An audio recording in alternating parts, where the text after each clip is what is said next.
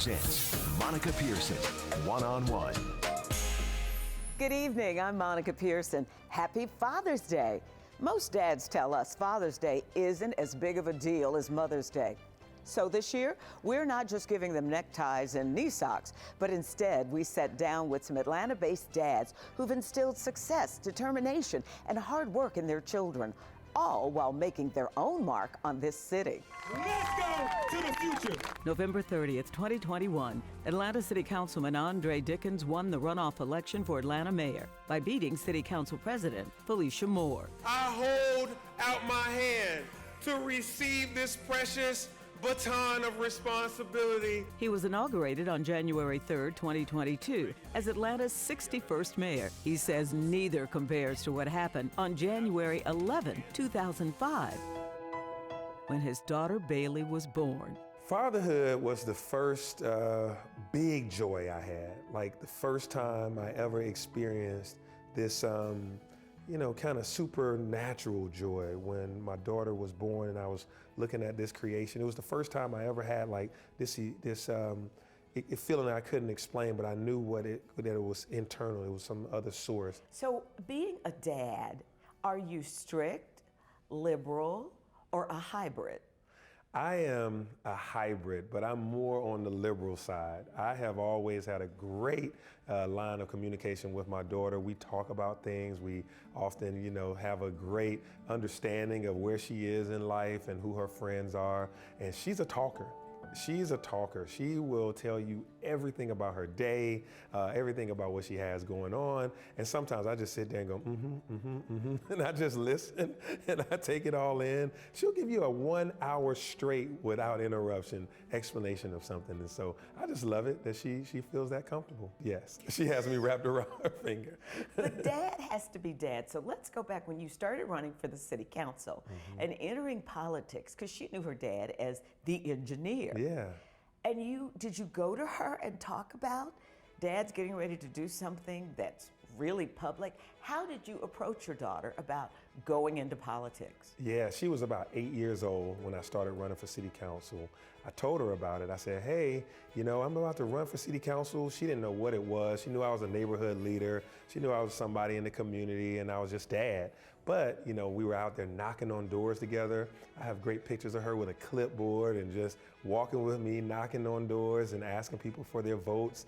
And she thought it was fun after a while until, you get about an hour in and you're tired and you're hungry. So I had to always be dad at the same time, keeping snacks in my pocket, So I remember those days quite well. But she would sit there as I would make phone calls to community leaders, to people asking for contributions, and she would just sit there and she'd know exactly how I say it, and she would mimic me and those things, and I would say, all right, what am I gonna say next? She would say, leave a voicemail, say, I'm Andre Dickens, I'm running for city council, I hope you're doing well, please vote for me. She would just recite it and say it over and over again, and I would always laugh and tease her about it. I just want you to know I'm running for city council. Now, when you ran for mayor, she was older than 8, a teenager. Yeah. And teenagers are usually kind of not wanting to be in the public eye. Yeah, this was different.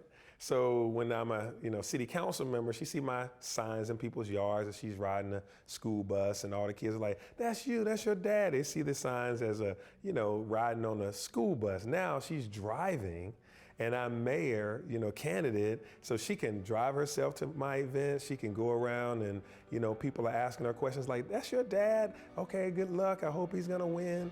She was there the whole entire time watching me, sweat out through these debates and, prepare, stand up all night. And she was very encouraging, but she was also, dealing with me being on TV and her being in the commercials and all that stuff. So it was a fandom that started to go her way. So all her friends group started to increase. And so we had to have that conversation about, be careful about adding new friends and be careful about what you say and what social media brings. So there was a give and a take and a lot of dialogue about what this, competitive campaign meant. But then, when the big deal happened, when I won, a whole nother set of conversations had to take place. So what were those conversations about, being the daughter of the mayor? She is well grounded. She's definitely, daddy's girl. So, we had to communicate about time. Now, I'm gonna be gone from 6 in the morning till 9 at night or 10 at night sometimes. And, we gotta stay in conversation via phone, via text. But also, there's gonna be a lot of people offering you to come to things, and now you got all these friends. Choose wisely, constantly be aware of your surroundings. What you say on social media now is a screenshot that's gonna be used for the mayor's daughter thinks that, oh, you listen to that music, you do that. But I also want her to still be a good kid. We had a good conversation about all of her volleyball games. I'm still attending. All of her travel related to school, because it's time to go to college, so we're on college tours. So I'm there. I actually leave here, go on college tours. I leave here, go to volleyball, so we set expectations. And so I guess the biggest thing is to be honest with each other about, hey, I'm having a lot on my shoulders as mayor right now, but you have a lot on your shoulders as an 11th grader taking tests and all these things. So be honest with each other. So that's pretty good. Shirley Franklin was a huge supporter of yours from the beginning and still is. But Shirley said to me once she would never run for office again because of the effect on her family. How did you prepare your daughter for the negative attacks that will happen against you as mayor? Yeah, Shirley Franklin is my mentor.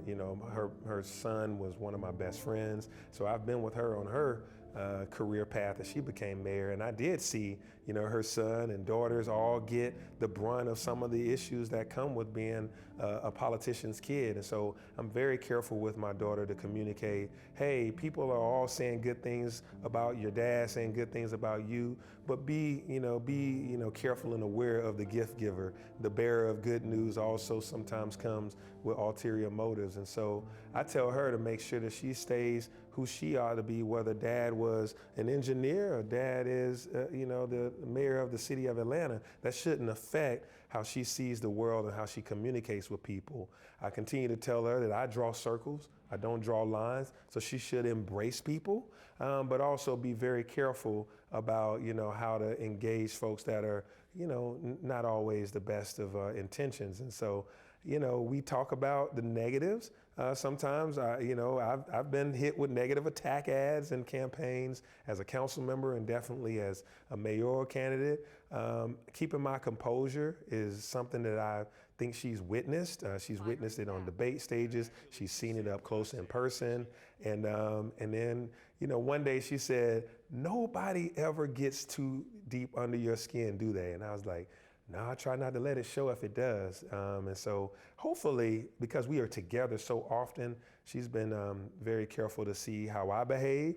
And, if I get out of line, I think she's of mature enough to say, Dad, now why would you say that or why would you do that? And I'll have to take her lessons that she'll give me.